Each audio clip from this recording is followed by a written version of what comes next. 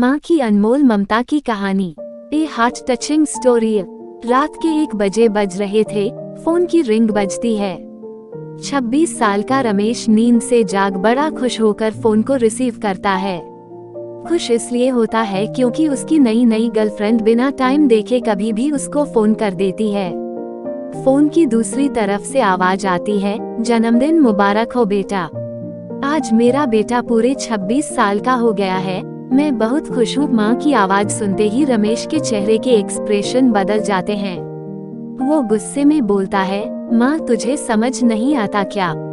इतनी सी बात के लिए मेरी नींद खराब कर दी। यह बात तो तू मुझे सुबह भी बोल सकती थी। इतना कहकर वह फोन काट देता। थोड़ी देर बाद फिर से फोन की रिंग बजती है। रमेश फिर से फोन उठाता है और इस बार फोन पर पापा होते हैं। रमेश इस बार आराम से बात करता है। थैंक यू पापा, आपने मुझे बर्थडे विश करने के लिए फोन किया, वो भी इतनी रात को। पापा कहते हैं, नहीं बेटा, मैंने तुम्हें मुबारकबाद देने के लिए नहीं बल्कि ये बताने के लिए फोन किया है कि तुम्हारी माँ बिल्कुल पागल है। वो इतनी पागल है कि पिछले 1 महीने से मुझे हर दिन तेरा बर्थडे याद दिलाते आ रही है। वो इतनी पागल है कि तू हमसे सैकड़ों किलोमीटर दूर है, फिर भी उसने यहाँ पर खुद अपने हाथों से तेरे लिए केक बनाया है।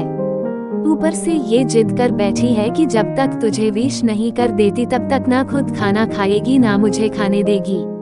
रमेश सब ध्यान से सुन रहा था और उसे ये महसूस भी हो रहा था कि उसने अपनी माँ को फॉर ग्रांटेड ले लिया था। वो बोला, नहीं पापा, माँ बिल्कुल पागल नहीं है। पापा कहते हैं, नहीं बेटा, तू अपनी माँ के पागलपन को नहीं जानता, मैं जानता हूँ। वो तो 26 साल पहले ही पागल हो गई थी जब डॉक्टर ने उसे कहा था या तो हम बच्चे को बचा सकते हैं या आपको।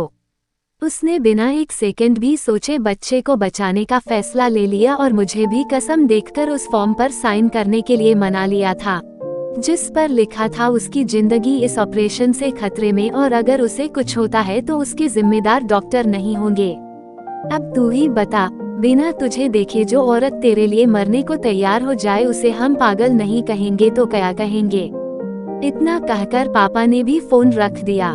रमेश ने भी अब यह महसूस किया था कि वह जो कर रहा था वो भूल नहीं, गुनाह था।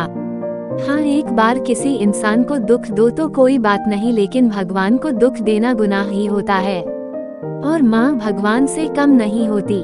पश्चाताप के आंसू उसकी आंखों से बह निकले। सवेरा होते ही रमेश अपने घर की ओर रवाना हो गया अपने माँ बाप से माफी मांगने के लिए। घर पहुँचते ही उसने पहले माँ से माफी मांगी जिसने उसे गले से लगा लिया।